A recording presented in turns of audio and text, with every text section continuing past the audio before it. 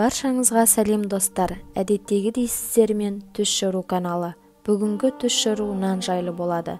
Дәлірек айтсақ, қайтыс болған адамнан нан алсаңыз қалай жорылады?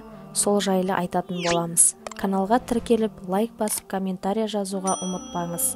Ал ендеше бастайық.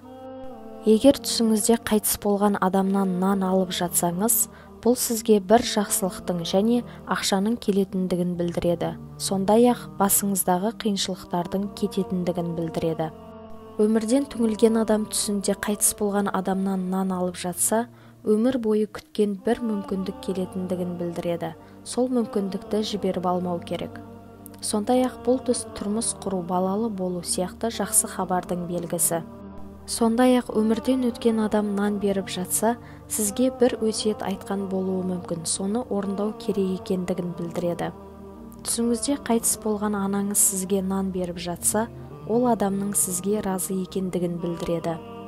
Түсіңізде қайтыс болған адам берген нанды жесеңіз, арман мақсатыңызға қол жеткізетіндігіңізді білдіреді.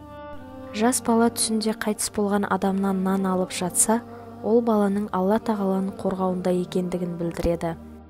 Достар, егер видеомыз ұнаса, лайк басып комментария қалдырыңыз. Келесі видеомыз әйел адам жайлы болады. Оны жіберіп алмас үшін каналға тіркеліп қоңырауды басып қойыңыз. Сау болыңыздар.